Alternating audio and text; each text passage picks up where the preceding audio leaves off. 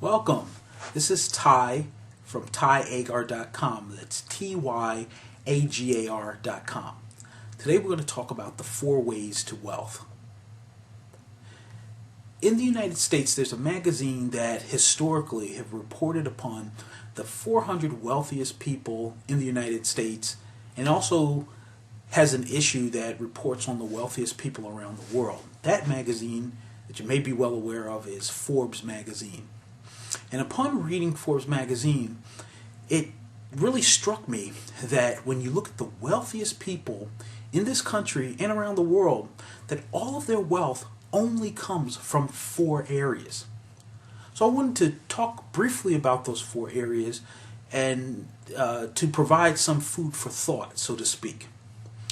The first area is the area that's called inheritance, meaning that somebody died and wealth passed from one generation to the other. It wasn't worked for, it's just the person either married into or was born into a family member or wealth creator that died and passed that along.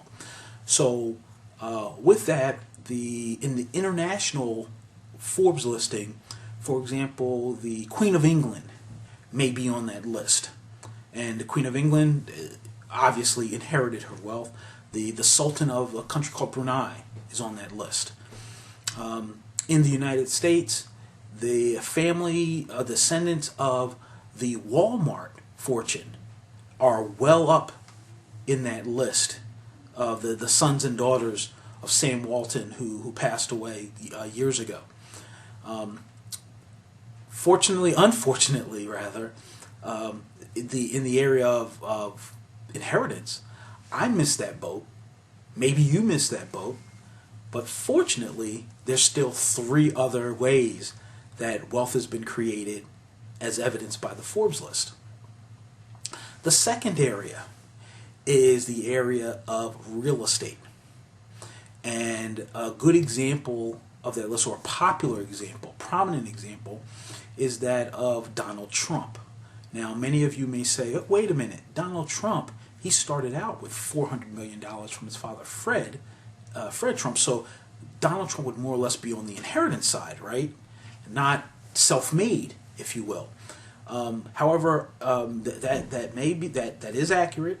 However, Donald actually grew the wealth that his father, that he inherited from his father, to over $1 billion, which is a good feat, because it's a standard proverb that within 3 generations, wealth typically doesn't last within the 3rd generation. There's typically the wealth creator, that family that creates the wealth, and their children who grew up through that process that learn to value the wealth. However, when it gets to the grandchildren of that wealth creator, so to speak, they typically live the lifestyle of just spending the wealth until it ends. So it is a good thing that, a prominent thing, that he actually increased the wealth. So I'm just saying that that's level 2. Number 2 is real estate. And if you don't like Donald Trump, there are other real estate developers who use the avenue of real estate to build wealth. And one of the keys with real estate is one of the areas where there's more of an active financing area. Notwithstanding the decline in the U.S. and global real estate markets, for most people, if you walk into a bank and say that you need to buy a property, you may put 20-25% down. You're able to borrow 80-75% of the value of that property, and you keep the wealth that's created from that. You pay off the debt, but you keep the appreciation on that. Where another type of area, you would have to put up 100% of the money to get involved in something. So again, real estate is a powerful area because you have leverage. You can borrow money to create wealth from that standpoint. The third area, and this is actually statistically the most common path to the Forbes list, and that is that of entrepreneurship. It's creating a business. In fact, 70% of the time that I was researching it, and in fact there's a new book, or a recent book, that just talks about analyzing the Forbes list, that that demonstrates that 70% of it has been self-made through people, even people that haven't been educated or dropped out of school, where they would start a business and drove that business to wealth. So the bad part about entrepreneurship is a lot of people understand that a lot of the labor department statistics will say that 9 out of 10 businesses go out of business within the first 5 years. And to that, I would suggest that maybe the solution, if that is the correct fact, and that does bear its way out, then maybe you should commit to starting 9 or 10 businesses rather, and all you need is one business to work, and everyone will pretty much forget about the other 9. I know that's a little tongue-in-cheek, but at least that's something encouragement to just keep following the system of entrepreneurship. The fourth area is that of, and to jump back on entrepreneurship, there's so many examples of that, whether you look at Michael Dell, Bill Gates, Larry Ellison with Oracle. There's so many examples there. So let me go to the last area. The last area is the example there is that of Warren Buffett. That's the area of direct stock investing, which is distinguished from annuities, distinguished from mutual funds. Warren Buffett created his wealth without literally building the company, but putting his money into someone else's venture and receiving a return from that. Now, each of the 4 areas, excluding inheritance, if you look at the other 3 areas that are remaining, real estate is great because you have leverage. Entrepreneurship statistically will get you to wealth.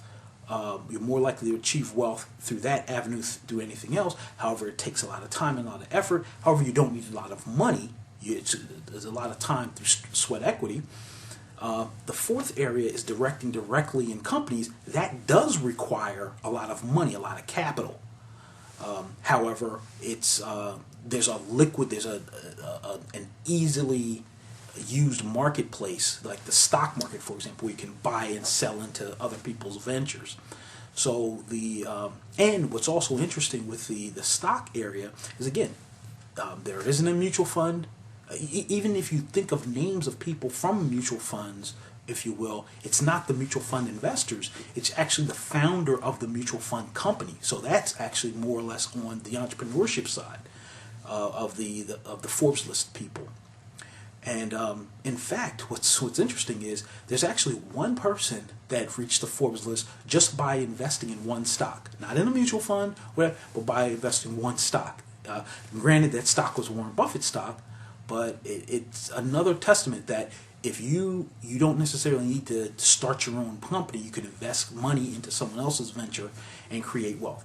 Now, my point in bringing up all those areas is that when you look at inheritance, when you look at real estate, when you look at entrepreneurship, when you look at direct stock investing, when people present to you opportunities to create wealth, and if it's not one of those 4 areas, maybe you should think that opportunity is not going to create wealth for me, but may create income for someone else. So hopefully that will be some food for thought for you.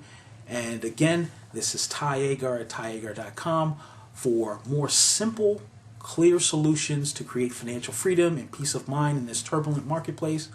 Be sure to sign up on the website, to click the box to your right, and I'll see you in the next video.